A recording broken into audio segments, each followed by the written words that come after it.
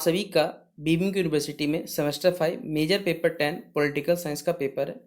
इस पेपर में आप सभी बच्चों को हमने एक वीडियो अपलोड कर दिया था। ये दूसरा वीडियो है जिस पे आप सभी बच्चों को जितने बच्चे कुछ क्वेश्चन रहेंगे वो सारे इस वीडियो में बताऊंगा। तो चलिए वीडियो को शुरू करते हैं। पसंद आए तो लाइक और शेयर करिएगा, चैनल पर नहीं हो सब्सक्राइब करिएगा और बेल आइकन पे क्लिक कर लीजिएगा ताकि इसी प्रकार जब न्यू वीडियो आएगा आपको अपडेट मिल जाएगा। ठीक है, देखिए पहला क्वेश्चन है लोक प्रशासन, इसकी परिभाषा है, मतलब पब्लिक एडमिनिस्ट्रेशन क्या होता है इसकी परिभाषा दे। और लोक प्रशासन यानी पब्लिक एडमिनिस्ट्रेशन, और जो व्यक्तिगत प्रशासन यानी जो किसी मान लीजिए कोई पर्सनल का किसी पर्सन का बेसिकली अपना खुद का एडमिनिस्ट्रेशन है, इन दोनों के बीच में जो अंतर होते हैं या भेद होते हैं उसको बताना। तो चलिए बताते हैं। पहला, पब्लिक एडमिनिस्ट्रेशन यानी जो हमारे पास एक ऐसी प्रोसेस है या एक ऐसा प्रोसेस है जिसके माध्यम से सरकार की नीति और योजनाओं को लागू किया जाता है हमारे पास है। सरल शब्दों में कहा जाए तो जनता के हित में देखिए जो भी सरकारी कार्यों का संचालन और प्रबंधन ही बेसिकली लोक प्रशासन कहलाता है। प्रसिद्ध विद्वान वुड्रो विल्सन के अनुसार लोक प्रशासन जो है कानूनों को बेसिकली विस्तार पूर्वक और व्यवस्थित रूप से एक लागू करने की प्रक्रिया होती है। इसका उद्देश्य जन कल्याण, शांति व्यवस्था और साथ ही साथ समाज का विकास करना हमारा होता है। लोक प्रशासन और व्यक्तिगत प्रशासन यानी जिसे निजी प्रशासन भी कहते हैं, दोनों प्रशासन की ही हमारे पास शाखाएं हैं, लेकिन इनके जो उद्देश्य होते हैं हमारे पास है और कार्य प्रणाली होती है तथा उत्तरदायित्व में बहुत अंतर पाया जाता है। लोक प्रशासन का मुख्य उद्देश्य जनता की सेवा करना और साथ ही साथ जन कल्याण होता है, जबकि व्यक्तिगत प्रशासन का उद्देश्य अपना खुद लाभ कमाना और जो निजी हित है उनका पूर्ति करना होता है। उदाहरण के लिए मानिए सरकारी हॉस्पिटल तो भैया लोक प्रशासन के अंतर्गत आएगा, लेकिन जो प्राइवेट हॉस्पिटल है वो व्यक्तिगत प्रशासन के अंतर्गत आता है। लोक प्रशासन जनता और संविधान के प्रति उत्तरदायी होता है। इसके कार्यों पर संसद हो, न्यायपालिका हो, जनता इनका नियंत्रण रहता है। दूसरे व्यक्तिगत प्रशासन केवल अपना मालिक एवं जो मैनेजमेंट है, प्रबंधन है, उसके प्रति वो उत्तरदायी होता है। इसके अलावा लोक प्रशासन में निर्णय लेने की जो प्रक्रिया होती है वो अपेक्षाकृत बहुत धीमा होता है। इसमें नियम और जो कानून है वो प्रक्रियाओं का पालन करना बहुत जरूरी है, लेकिन इसके विपरीत जो हमारे पास व्यक्तिगत इसमें विपरीत क्या होता है, कोई भी निर्णय बहुत शीघ्र रूप से लिए जाते हैं।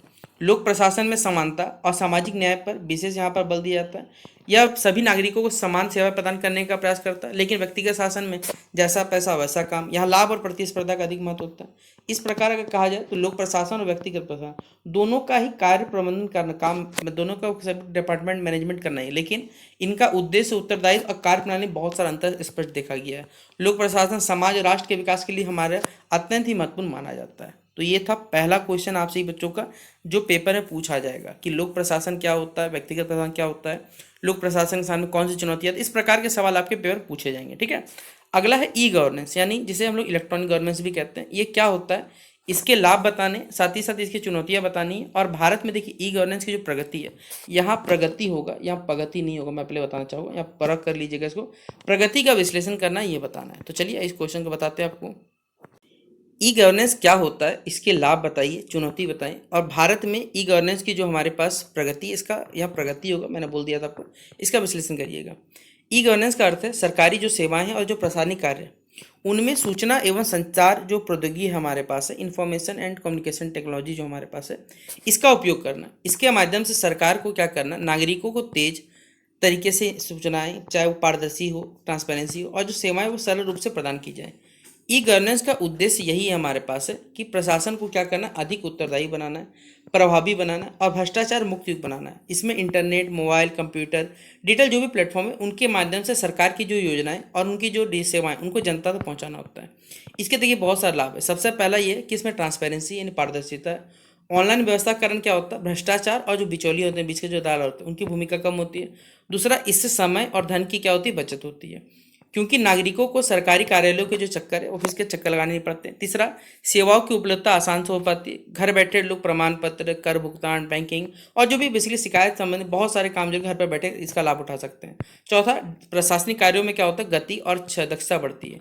डिजिटल रिकॉर्ड अगर हम लोग कर पाते हैं जिससे सूचनाओं का संरक्षण ईजी हो पाता है, प्रबंधन भी सरल हो जाता है।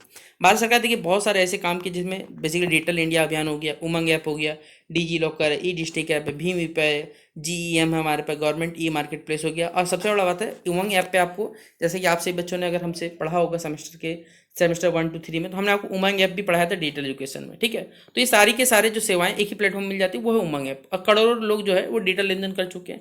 लेकिन देखिए जैसा फायदा वैसा बहुत सारा नुकसान भी होता है, आपको मालूम है, क्योंकि ग्रामीण क्षेत्र में इंटरनेट और डिजिटल सेवाओं की कमी होती है। डिजिटल साक्षरता की कमी के कारण क्या होता है, कई लोग इनका सही उपयोग नहीं कर पाते। प्लस साइबर जो अपराधी है और डेटा सुरक्षा, ये भी गंभीर समस्या समस्या है, इसके अतिरिक्त तकनीकी खराबी है, बिजली की समस्या है, प्रशासनिक कर्मचारियों को मान ली कोई अगर ट्रेनिंग नहीं मिले सही से तो किस प्रकार काम कर पाएंगे, ये दिक्कत इसके सामने आता है हमारे पास। हालांकि कहा जाए तो भारत में ई गवर्नेंस की जो प्रगति है वो काफ़ी तेज चल रही है। डिजिटल इंडिया कार्यक्रम के बाद सरकारी सेवाओं को तेजी से यहाँ पर एक डिजिटलाइजेशन हुआ, डिजिटीकरण हुआ है, जिनमें आधार हो गया, यूपीआई हो गया, डिजी लॉकर, ऑनलाइन पोर्टल ने प्रशासन को क्या किया, अधिक यहाँ प्रभावी बनाया है। कई राज्यों में ई डिस्ट्रिक्ट सेवाओं के माध्यम से जाति, आय, निवास प्रमाण पत्र जैसी जो सेवाएं हैं वो ऑनलाइन उपलब्ध है हमारे पास। इस प्रकार कहा जाए तो ई गवर्नेंस जो हमारे पास है ये प्रशासन की एक महत्वपूर्ण व्यवस्था है। यह प्रशासन को पारदर्शी बनाता है, उत्तरदायी बनाता है और साथ ही साथ जनहितकारी बनाता है। चुनौती के बावजूद भारत में देखिए इसकी प्रगति लगातार चल रही है और भविष्य में यह बेसिकली क्या होगा, एक सुशासन का हमारे पास मजबूत आधार बन के निकलेगा। ठीक है, तो ये दूसरा क्वेश्चन था। अगला क्वेश्चन है, लोक प्रशासन पर जो विधायी नियंत्रण होता है हमारे पास, इसकी कौन सी विधियां हैं हमारे पास है और इसकी सीमाएं क्या है ये भी बताना है। तो चलिए बताते हैं। पब्लिक एडमिनिस्ट्रेशन पर विधायी नियंत्रण का अर्थ है विधानमंडल द्वारा प्रशासनिक जो कार्य उनकी निगरानी करना और साथ ही साथ इसका नियंत्रण करना। लोकतांत्रिक शासन व्यवस्था में जो प्रशासन है वो जनता के प्रति उत्तरदायी होता है और विधानमंडल जो होता है बेसिकली वो जनता का प्रतिनिधित्व करता है। इसलिए संसद और जो राज्य विधानमंडल बेसिकली अपने अपने तरीके से, विभिन्न तरीके से जो एडमिनिस्ट्रेशन है उस पर नियंत्रण करते हैं ताकि प्रशासन जो है वो अपने मनमाने ढंग से वो कार्य ना करे। ठीक है, अब इसके बाद बताओ लोक प्रशासन पर देखिए जो विधायी नियंत्रण होता है उसकी कुछ प्रमुख विधियां होती है निम्नलिखित है। पहला है प्रश्नकाल, मतलब क्वेश्चन आवर। देखिए संसद या विधानसभा में क्या होता है, सभी जो सदस्य मंत्री है उनको प्रशासनिक कार्यों के संबंध में प्रश्न पूछ सकते हैं। इससे प्रशासन की जो गतिविधि होती है वो उनको जानकारी मिलती है और साथ ही साथ अधिकारी और जो मंत्री है उनकी जो जवाबदेही होती है वो भी यहाँ पर सुनिश्चित होती है। फिर होता है जीरो आवर जिसे शून्यकाल कहते हैं और ध्यान आकर्षण प्रस्ताव। जनहित के जो भी महत्वपूर्ण विषय है उस पर तत्काल चर्चा करके सरकार का जो ध्यान है वो आकर्षित किया जाता है। इससे प्रशासन क्या होता है हमारे पास जो भी त्रुटि या समस्या उसको यहाँ पर उजागर किया जाता है। तीसरा हमारे पास है बजट पर नियंत्रण। देखिए सरकार को किसी भी कार्य के लिए धन खर्च करने से पहले सबसे पहले क्या करना है, विधानमंडल की जो स्वीकृति है वो लेनी पड़ती है। बजट जो होती है उस पर चर्चा होगा, कटौती होगा, हमारे पास है प्रस्ताव होगा तथा जो लेखादान होता है हमारे पास, इसके माध्यम से जो प्रशासनिक खर्च है उसकी समीक्षा भी यहाँ पर की जाती है। फिर संसदीय समिति जी लोक लेखा समिति हो गया, प्राक्कलन समिति हो गया, लोक उपक्रम समिति जैसे कई समिति क्या करते हैं, मान लीजिए जो प्रशासनिक कार्य है और जो सरकारी व्यय इसका जांच भी तो करेगा कि सही है गलत है। ये समितियां क्या करती है, प्रशासनिक में भ्रष्टाचार और जो अनियमितता देखी जाती है उसको नियंत्रण करने में ये सहायक होता है हमारे पास है। फिर है अविश्वास प्रस्ताव एवं इसका निंदा प्रस्ताव। देखिए यदि प्रशासनिक कार्यों में असंतोष है तो विपक्ष क्या करेगा, सरकार के विरुद्ध क्या करेगा, एक अविश्वास प्रस्ताव ला सकता है जिससे सरकार और प्रशासन दोनों ही क्या बन से उत्तरदायी बने रहते हैं हमारे पास है। फिर अगला पॉइंट है कानूनी या कानून निर्माण हमारे पास। देखिए विधानमंडल क्या करता है, नए कानून बनाकर प्रशासन की जो शक्ति और कार्य क्षेत्र उसको निर्धारित करता है। प्रशासन को देखिए कानून के अनुसार क्या करना पड़ता है, कार्य करना पड़ता है। हालांकि कहा जाए तो विधायी नियंत्रण की कुछ सीमाएं भी हमारे पास है। पहली सीमा यह है कि विधानमंडल के पास समय की कमी होती है जिससे सभी प्रशासनिक कार्यों की गहराई से समीक्षा जो है वो संभव नहीं हो पाती। दूसरी यह है कि कई विधायकी प्रशासनिक और तकनीकी विषयों के बेसिक विशेषज्ञ नहीं है, ठीक है, एक्सपीरियंस भी नहीं है। तीसरा है क्या, सत्तारूढ़ मान लीजिए जो दल है उनका बहुमत होने पर प्रशासनिक जो गलती है उसको वो लोग क्या करते हैं, नज़रअंदाज कर देते हैं। चौथी क्या है हमारे पास है, प्रशासनिक कार्य जो है बहुत अधिक हमारे पास है, विस्तृत है और जटिल भी होता है हमारे पास है, इसलिए उन पर नियंत्रण करना थोड़ा कठिन होता है। इसके कहा जाए तो जो दलगत राजनीति होती है हमारे पास है ये भी प्रभावी नियंत्रण में बाधा उत्पन्न करने कार्य करती है। इस प्रकार विधायी नियंत्रण जो है हमारे पास है लोकतांत्रिक जो प्रशासन है उसकी एक महत्वपूर्ण विशेषता है जो प्रशासन को क्या करता है, उत्तरदायी बनाता है और साथ ही साथ पारदर्शी बनाने का कार्य करता है। यद्यपि इसका कुछ लिमिटेशन, लेकिन फिर भी लोक प्रशासन पर ये नियंत्रण का एक हमारे पास प्रभावी साधन जो है वो माना जाता है। ठीक है, तो ये था हमारा पास ये क्वेश्चन जो पेपर में आपको पूछा जाएगा। अब अगला क्वेश्चन हमारे पास है पदोन्नति। ठीक है, इसकी परिभाषा देनी है आपको बेसिकली और इसके जो विभिन्न सिद्धांत होते हैं इसकी आपको समीक्षा करनी है। यहाँ पर समीक्षा करेंगे, इसकी समीक्षा होगा, ठीक है, परीक्षा नहीं होगा, ये गलत लिखा चुका है, समीक्षा कर दीजिएगा आप लोग यहाँ पर ऐसे, ठीक है, समीक्षा करिएगा, ये सही होगा। तो चलिए एग्जामिन करते हैं। तो पब्लिक एडमिनिस्ट्रेशन है पदोन्नति, मतलब जिसे हम लोग प्रमोशन कहते हैं, इसका अर्थ क्या है हमारे पास ये बताना है। तो चलिए सबसे पहले समझते हैं, किसी कर्मचारी को उसके वर्तमान पद से जो ऊंचा पद मिलेगा यही क्या कहलाता है हमारे पास है, प्रमोशन कहलाता है। इसमें कर्मचारी की जो जिम्मेदारी है, अधिकार है, प्रतिष्ठा है, साथ ही साथ वेतन में भी क्या होता है, वृद्धि होता है। पदोन्नति कर्मचारी जो है उनको बेहतर कार्य करने के लिए बेसिकली कि अगर मानिए ऑफिस हो रहा है, अगर आपको प्रमोशन दिया गया, आपने अच्छा काम किया, ये लोगों को भी प्रेरित करता है और जो प्रशासनिक दक्षता है, ठीक है, हमारे पास इसको भी बढ़ावा देने का कार्य करता है।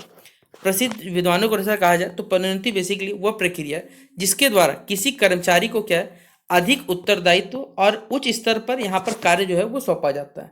यह कर्मचारी की योग्यता, उसका अनुभव और उसकी जो कार्य कुशलता है उसके आधार पर यह दिया जाता है। पदोन्नति के देखिए मुख्य जो सिद्धांत है वो कुछ प्रकार से, पहला है वरिष्ठता का सिद्धांत, मतलब प्रिंसिपल ऑफ सीनियरिटी। देखिए इस सिद्धांत के अनुसार जिस कर्मचारी की जो सेवा अवधि है वो अधिक होती है उसे पदोन्नति दी जाती है। इसका आधार यही है कि उसका अनुभव और जो उसका सेवा के प्रति निरंतरता है वो देखा जाता है। इससे कर्मचारियों में क्या होता है, एक सुरक्षा और जो संतोषता की भावना है वो भी उत्पन्न होती है। हालांकि केवल वरिष्ठता के आधार पर अगर बोला जाए तो पदोन्नति देने पे कभी कभी जो अयोग्य व्यक्ति है वो भी क्या हो जाएगा भैया, ऊंचा पोस्ट पे चला जाएगा, जिससे जो हमारे प्रशासनिक कार्य क्षमता है वो प्रभावित हो सकता है। फिर अगला पॉइंट है योग्यता का सिद्धांत यानी प्रिंसिपल ऑफ मेरिट। देखिए इस सिद्धांत के अनुसार कहा जाए तो पदोन्नत जो कर्मचारी है उसकी योग्यता, कार्यकुशलता, प्रतिभा और जो उपलब्धि है उसके आधार पर ये इसे दी जानी चाहिए। इससे योग्य और जो प्रशंसनीय व्यक्ति या कर्मचारी है उनको प्रोत्साहन मिलता है और प्रशासन की जो कार्य क्षमता है वो भी बढ़ती है साथ साथ। फिर अगला है, लेकिन इसकी सबसे बड़ी कठिनाई है कि योग्यता का सही मूल्यांकन करना हमेशा तो आसान नहीं रहता, क्योंकि इसमें पक्षपात और भ्रष्टाचार की संभावना भी बनी रहती है। तीसरा है वरिष्ठ सहयोगिता का सिद्धांत। हमारे पास यह आधुनिक और सबसे अधिक जो स्वीकार्य सिद्धांत है वो माना गया। इसमें वरिष्ठता देखी जाती है और आपका योग्यता, दोनों को महत्व दिया जाता है। पहले योग्य कर्मचारियों को चयन किया जाता है और फिर इनमें जो वरिष्ठ आदमी रहेगा उसको पदोन्नत किया जाएगा। इससे अनुभव और जो कार्य कुशलता दोनों का एक संतुलन बना हुआ रहेगा। चौथा है हमारे पास है चयन आधारित यहाँ पर पदोन्नति, मतलब सिलेक्शन का जो प्रमोशन होता है हमारे पास। इस व्यवस्था में हम विशेषकर क्या करते हैं, परीक्षा हो, साक्षात्कार हो तथा जो सेवा अभिलेख है उसके आधार पर हम लोग क्या करते हैं, पदोन्नति दी जाती है, मतलब प्रमोशन दिया जाता है। इसका उद्देश्य यही है कि प्रशासन में एक कुशल नेतृत्व जो है वो विकसित करना होता है। पदोन्नति के देखिए बहुत सारे लाभ है। इसमें कर्मचारियों का जो मनोबल है वो बढ़ता है, कार्य के प्रति जो उत्साह है वो आता है, साथ ही साथ प्रशासन में क्या होता है, जो प्रतिस्पर्धा यानी कॉम्पिटिशन है और जो दक्षता है वो भी बढ़ती है। यह कर्मचारियों क्या करता है, निष्ठा और परिश्रम के लिए प्रेरित करता है। हालांकि देखिए जब भी अनुचित पदोन्नति में एक असंतोष, पक्षपात और प्रशासनिक भेदभाव ये उत्पन्न हो सकता है। इसलिए पदोन्नति की जो प्रक्रिया वो निष्पक्ष होनी चाहिए, पारदर्शी होनी चाहिए और न्यायपूर्ण होनी चाहिए। इस प्रकार पदोन्नति जो है प्रशासन की व्यवस्था का एक महत्वपूर्ण अंग है। इसके जो विभिन्न सिद्धांत हैं इनमें कर्मचारियों की क्षमता और अनुभव के अनुसार क्या किए जाते हैं, यहाँ पर उचित अवसर जो है वो प्रदान करने का यहाँ पर प्रयास किया जाता है, जिससे जो प्रशासन है वो और भी अधिक प्रभावी और साथ ही साथ जो उत्तरदायी ये हमें बनाने का कार्य करता है। तो ये इस क्वेश्चन का हमारे पास आंसर था। अगला क्वेश्चन है प्रशासन पर न्यायिक जो नियंत्रण है इनकी विधियों की आपको यहाँ पर बेसिकली परीक्षण करना, परीक्षा नहीं होगा परीक्षण हम आपको, ठीक है, इसका आपको परीक्षा एग्जामिन करना है। तो आइए बताते हैं। पब्लिक एडमिनिस्ट्रेशन पर न्यायिक जो नियंत्रण है इसका अर्थ है न्यायपालिका द्वारा जो भी प्रशासनिक कार्य किए गए उनकी वैधता और जो उचितता है उसकी जांच यहाँ पर करनी होती है। लोकतांत्रिक जो है शासन व्यवस्था में प्रशासन को संविधान और बेसिकली कानून के अनुसार जो कार्य वो करने पड़ते हैं। यदि प्रशासन अपने अधिकारों का दुरुपयोग करता है या नागरिकों के अधिकारों का मान लीजिए उल्लंघन करता है तो यहाँ पर हमारे पास जो न्यायपालिका है, जो जुडिशरी है, वो हस्तक्षेप कर सकती है। इस प्रकार न्यायिक जो नियंत्रण है वो बेसिकली नागरिकों की स्वतंत्रता और जो कानूनों के शासन है उससे यहाँ पे रक्षा करने कार्य करता है। अब इसके देखिए कुछ प्रमुख विधियाँ है। सबसे पहला है न्यायिक पुनरावलोकन करना, मतलब जुडिशियल रिव्यू जिसे हिंदी में इंग्लिश में कहा जाता है। न्यायिक प्रशासन आदेश क्या करता है, जो आदेश हो गए और जो सरकारी कार्यों की संवैधानिकता है उसकी यहाँ पर जांच करता है। यदि कोई आदेश संविधान के विरुद्ध पाया जाता है तो न्यायालय क्या करता है, उसे निरस्त कर देता है। और यह न्यायालय के देखिए सबसे, न्यायपालिका की सबसे जो महत्वपूर्ण शक्ति है उसमें एक होती है।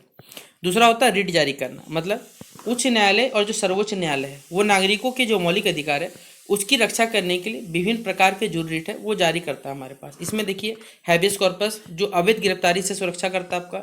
मैडम से हमारे पास है अधिकारियों का कर्तव्य पालन करने का आदेश हो गया। प्रतिषेध हो गया, प्रोविजन मतलब अधीनस्थ जो भी न्यायालय या संस्था को सीमा से बाहर करने से रोकना हो गया। फिर सर्टियोरी हो गया हमारे पास, गलत आदेश को निरस्त करना। फिर को वारंटी हो गया, किसी भी पद पर अगर वैध अधिकार है उसकी जांच करना। ये कुछ रिट होते हैं हमारे पास। फिर प्रशासनिक निर्णयों की यहाँ पर समीक्षा करना। इसमें यदि प्रशासन जो है किसी हमारे पास व्यक्ति के साथ अन्याय करता है तो न्यायालय उस निर्णय की समीक्षा कर सकता है। इससे प्रशासन जो है वो मनमानी नहीं कर सकता। फिर है प्रतिनिधिक विधायन पर नियंत्रण करना। प्रशासन द्वारा बनाए गए जो नियम है और जो उपनियम है वो न्यायालय की जांच के अधीन होते हैं। बेसिकली ये सारा का सारा न्यायालय के अधीन में आएगा। यदि वह मूल कानून के बेसिकली जो विरुद्ध है तो उन्हें हम लोग क्या कर देंगे, संविधान द्वारा बेसिकली या फिर न्यायपालिका द्वारा अमान्य घोषित कर दिया जाता है। प्रशासनिक न्याय अधिकरणों पर क्या होता है नियंत्रण। देखिए न्यायालय विभिन्न जो प्रशासनिक न्यायाधिकरण होते हैं उनके निर्णय को भी समीक्षा करता है ताकि जो न्याय हो सके वो सुनिश्चित कर सके। इसलिए न्याय नियंत्रण के देखिए कई लाभ है। यह नागरिकों के अधिकारों की रक्षा तो करता है, प्रशासन को कानून के दायरे रखता है तथा भ्रष्टाचार और शक्ति के दुरुपयोग रोकता है। इससे प्रशासन में उत्तरदायित्व और जो निष्पक्षता है वो भी बढ़ती है। हालांकि देखिए इसके कुछ लिमिटेशन भी है। न्यायिक प्रक्रिया महंगी होती है और समय लेने वाली होती है। सभी नागरिक न्यायालय तक आसानी से नहीं पहुंच पाते। न्यायालय प्रशासनिक जो विशेषज्ञ है वो नहीं होते हैं, इसलिए देखिए कुछ तकनीकी मामलों में क्या होता है, बहुत सारा कठिनाई होता है। इसके अतिरिक्त न्यायालय जो है प्रशासन के दौरान जो दैनिक कार्य है उनमें हस्तक्षेप, प्रत्यक्ष जो हस्तक्षेप वो नहीं कर सकती। इसलिए प्रशासन पर न्यायिक जो नियंत्रण है वो लोकतांत्रिक शासन का एक महत्वपूर्ण हमारे पर आधार होता है। यह प्रशासन को संविधान और जो कानून के अनुसार कार्य करने के लिए बेसिकली बाध्य करता है तथा नागरिक के अधिकारों की जो सुरक्षा वो भी साथ में सुनिश्चित करने का कार्य करता है। ठीक है, तो ये क्वेश्चन था हमारे पास जिसका आंसर आपको बताया। अगला क्वेश्चन हमारे पास है, नवीन लोक प्रशासन के जो लक्ष्य होते हैं उनका आपको एक विस्तृत अध्ययन बताना है। तो चलिए बताते हैं। न्यू पब्लिक एडमिनिस्ट्रेशन ये लोक प्रशासन का एक आधुनिक दृष्टिकोण है जिसका विकास लगभग 1960 के दशक के बाद हुआ था। इसका उद्देश्य यही था कि प्रशासन को केवल नियम और जो कार्य कुशलता उस पर सीमित नहीं रखे, बल्कि इसमें सामाजिक न्याय, जन कल्याण, मानवीय मूल्यों से तो जोड़ना था। पारंपरिक जो लोक प्रशासन जहाँ पर तटस्थता और जो दक्षता पर अधिक बल दिया जाता था, वहीं पर जो नवीन लोक प्रशासन है उसमें क्या होता था कि समाज में जो कमजोर वर्ग है हमारे पास है, जो समस्याएं और जो सामाजिक समानता है उसको यहाँ पर महत्व देना होता था। अब इसके देखिए कुछ प्रमुख लक्ष्य भी थे। जैसा पहला है सामाजिक समानता, सोशल इक्वलिटी। नवीन लोक प्रशासन का सबसे महत्वपूर्ण लक्ष्य ये था कि सामाजिक जो समानता है वो स्थापित की जा सके। इसका अर्थ है कि प्रशासन जो है समाज के सभी वर्ग, जिनमें विशेषकर गरीब है, दलित है, आदिवासी है, जो पिछड़े वर्ग है, सभी को एक समान अवसर दिया जाए और उनके लिए हर सुविधा प्रदान की जा सके। प्रशासन केवल कानून को लागू करने तक सीमित ना रहे, बल्कि सामाजिक जो न्याय वो भी यहाँ सुनिश्चित करने का कार्य करे। फिर अगला है जन कल्याण, जिसे पब्लिक वेलफेयर कहते हैं इंग्लिश में। इस दृष्टिकोण का उद्देश्य ये कि जनता के जो जीवन स्तर को वो ऊंचा उठाया सके। प्रशासन को ऐसी नीतियां बनानी चाहिए जिससे जो शिक्षा है, स्वास्थ्य, रोजगार है और जो सामाजिक सुरक्षा है जैसी सुविधा है वो सभी लोगों तक पहुंच सके। जनहित को प्रशासन केंद्र माना गया। परिवर्तन और सुधार में, चेंज एंड रिफॉर्म में, नवीन जो लोक प्रशासन है वो समाज में सकारात्मक परिवर्तन लाने पर बल देता है। यह प्रशासन को रूढ़िवादी ना बनाकर बेसिकली प्रगतिशील और सुधारवादी बनाने का प्रयास करता है। प्रशासन को क्या किया जाएगा, जो भी बदलती हमारी सामाजिक और जो आर्थिक परिस्थिति है उसके अनुसार उसे कार्य करना चाहिए। इसमें नागरिक सहभागिता होती है, सिटीजनशिप होती है, पार्टिसिपेशन होते हैं। इसका लक्ष्य यही कि प्रशासन में जनता की जो भागीदारी है वो बढ़ाना होता है। लोगों का केवल शासन का विषय न मानकर निर्णय प्रक्रिया में इसे सहभागी बनाया गया। इससे प्रशासन जो होगा और अधिक लोकतांत्रिक और साथ ही साथ उत्तरदायी बनता है। मानवीय दृष्टिकोण से देखा जाए अगर ह्यूमनिस्टिक अप्रोच से, नवीन लोक प्रशासन मानव मूल्य और नैतिकता को महत्व देते हैं। यह कर्मचारी और नागरिकों दोनों के साथ एक मानवीय जो व्यवहार है उस पर बल देता है।